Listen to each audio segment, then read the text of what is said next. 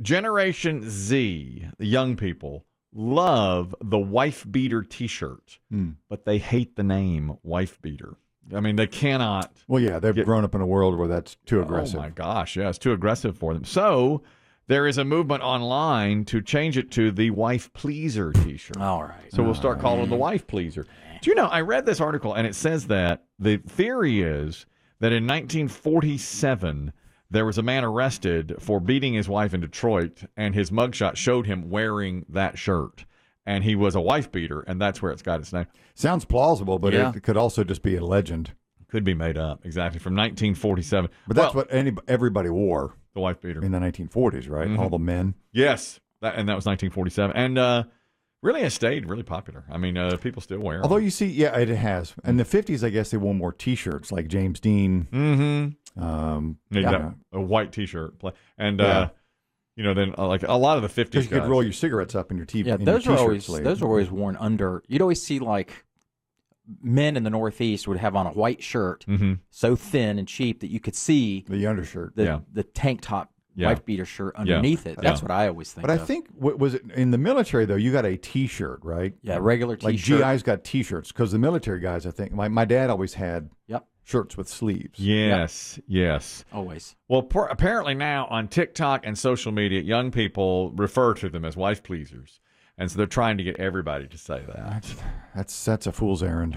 You know, it used to be when I was a kid, if the sun was out and it was raining at the same time, my father would say, "Oh, the devil's beating his wife."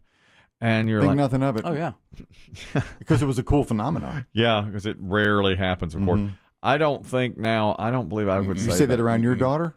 No, I would not say that around my daughter. Boy, she would be. She'd exorcise you. You talk about being triggered. She'd be triggered like you wouldn't believe.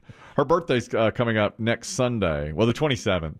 And I said, "What do you want?" And she goes, "I want to go to the early service at church." Oh.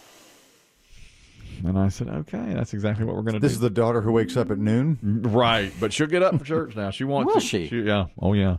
And she said she wants to go to the early service at church. And I said, "Well, you know that cuts into Dad's pickleballing in the morning now. And gymming and pickleballing on a Sunday." And she goes, "Well, for the Lord, I would think you would do that." It's important to go as family, yeah? Can you get her an Uber? I mean, yeah. Can you? She can drive next year. She can drive herself on Sunday mornings. We're gonna go. That's what she wants to do. What if that afternoon it storms like hell when the sun's on her birthday? I can't say. I absolutely cannot say. Honey, look outside. I cannot. I will not say the devil's beating his wife. I can't remember the first time I heard the term wife beater T-shirt. I always think of the white ones though. It's got to be white. Oh, it's got to be white. Because if not, it's a tank top. Yeah. But, yeah, I agree. Yeah, I do. And it's got to be that ribbed. It's got to be that ribbed design. But I mean, the first time I heard, it's like, that's pretty funny. Yes. You know, I just thought it was funny. You know, I don't know the first time I heard it either, and I never even had one. I just thought that's what you call it. You know, it's just like, okay, it's a wife beater. You know, but then you start to think about that term, and you're like, wait a minute. It was later in life. You can't parse the word, if you will. Right. You're not. You parse the word, and you're like, oh, hold it now. It's my 20s or 30s. It was not something when I was young that I don't think so. I don't think I heard it in high school. I probably heard it in the past 25, 30 years. Is that when they really gained in popularity? I guess so. You came back into popularity, I suppose, from the T-shirt. I don't wear. Now, you know, when I was in high school now, I'd put on a Panama Jack that was snug fitting like that, a tank top. But tank. And remember, that's when my boss, our manager at the barbecue restaurant. You went to school? No, I wore it on the beach, and it was a big beach trip, and all the guys from the barbecue restaurant went, and we were all wearing our T-shirts our tank tops that were snug fit. I had my Panama Jacket on. I was like, I'm feeling good. Yeah. And my boss said, "Man, you got a lot of overhang on that shirt, like my midsection." He goes, "You are really soft. You got a gutting out." He says, "You are gutting." And you could just say that to somebody then. I was very fragile and vulnerable at the time. Yeah, you were triggered but didn't know it. Exactly. Thin-skinned. And I said, "No, I'm not." And I was holding in my stomach. He's like, "You can hold in all you want. You got your love handles." He's like, "You can't pull that You're full figured? Yeah, you full-figured gal." He's like, when you suck in your gut, it flops out the bottom of your armpits. Yeah, that was the worst part, too. It's got to go somewhere.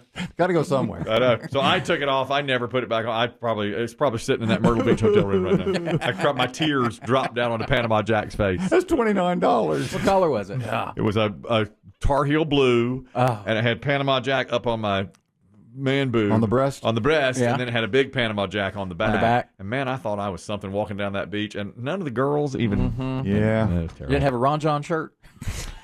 Diesel still wears his That's Ron. the Diesel's That's the Diesel's property. brand. Is he still a Ron He's a John? Ron John man. Is that his surf wax? Yeah.